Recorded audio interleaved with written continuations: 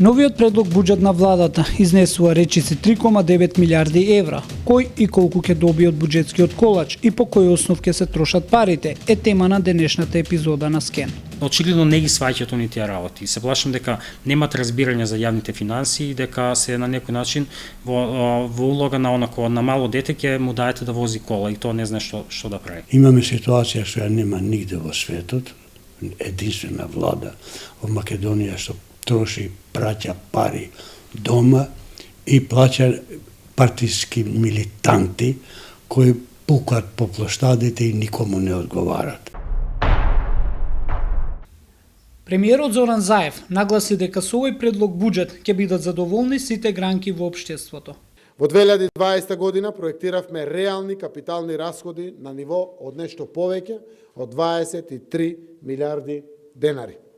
Инвестициите се наменети за интензивирање на инфраструктурни проекти, односно за вложување во патна и железничка инфраструктура, енергетска и комунална инфраструктура, како и капитални инвестиции за подобрување на условите во здравствениот, образовниот, социјалниот систем, земјоделството, културата, спортот, заштита на животната средина и правосудството.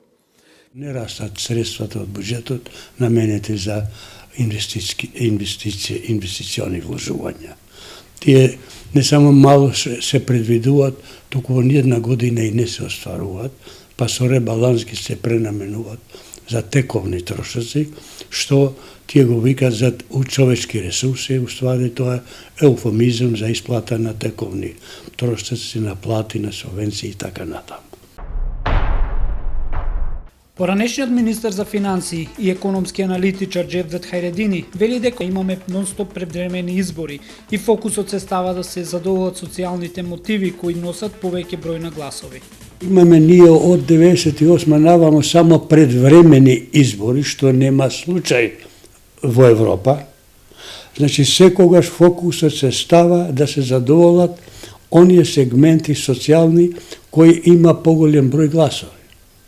А никако други мотиви за заштита на природата и така натаму, за инвестиции, за инфраструктура. Поранешниот советник во Министерството за финансии, професор Бранимир Јовановиќ, вели дека со укинувањето на прогресивниот данок, државата губи околу 40 милиони евра, а за да се надополни буџетот, државата ќе треба да се задолжува. Во наредните 3 години државата нема да има дополнителни приходи од прогресивниот данок, како што го имаше тоа оваа година. И тие пари што ги губи по тој основ ќе мора да ги надомести на некој начин, ќе мора да ги надомести или со кочење на исплатите, или со прекумерно задолжување. А со оглед на констелацијата што имаме наредна година, избори во април и слично, моја проценка е дека во првата половина од годината, додека да поминат изборите, ќе има кочење на исплатите, а во втората половина ќе мора државата да се задолжи веднаш со еврообврзници од околу 500 милиони евра. Тоа всушност е ставено во буџетот, не е ни тајна. Министерката за финансии Нина Ангеловска тврди дека ќе имаме најниска каматна стапка за враќање на долгот.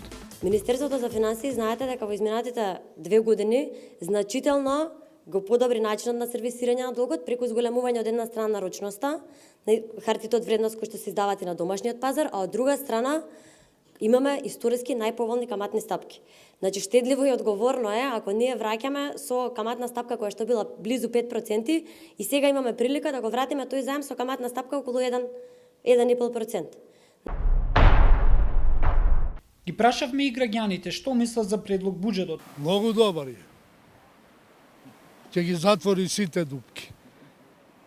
Пензиите ќе се покачат, платите. Добро измислено.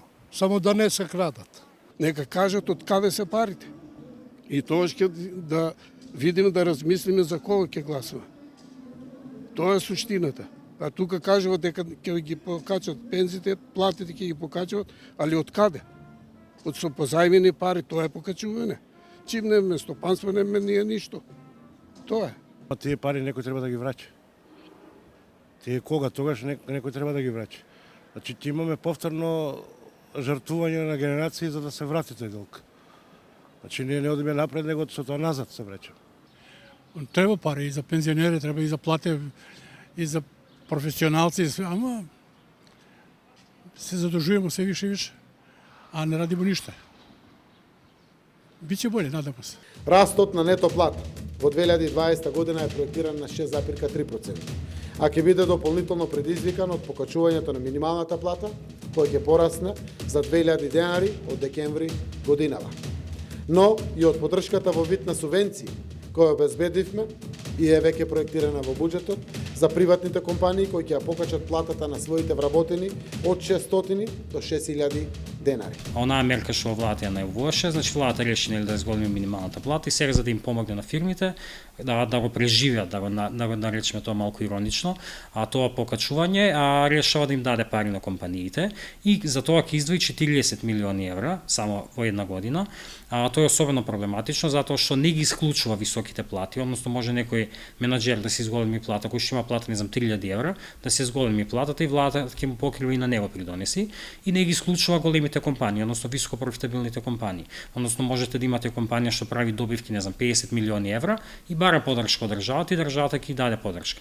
Например, државата да ги послушаше оние сугестии, да ги ограничи оваа мерка само на ниски плати и само на компании кои што немаат висока добивка, ќе се заштеде околу 20 милиони евра. Пензиите се покачуваат од 700 до 730 денари, имајќи ги во предвид сите индикатори, конечно тоа ќе биде утврдено на утврдувањето на просекот на крајот на годината, на вкупен број на пензионери. Да, сите ќе се согласиме дека и пензиите се ниски и дека треба да растат, но од друга страна треба да имаме предвид дека пензионерите сепак се една од подобростоечките категории во ова општество, односно ако ги погледнете официјалните податоци за сиромаштие во државата, кај нив сиромаштијата е најниска, сиромаштијата кај пензионерите е 7%, 7-8% така нешто, додека на пример кај работниците е 9%. Кај оние што не работат е дури 40% сиромаштијата. Така што гледано низ таа призма, пензиите треба да бидат последни што ќе растат во оваа држава.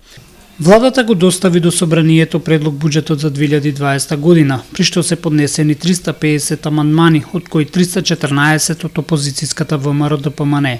Расправата се одвива во Собраниската комисија за финансирање и буџет, пошто се очекува предлог буџетот да биде ставен на усвојување на пленарна седница.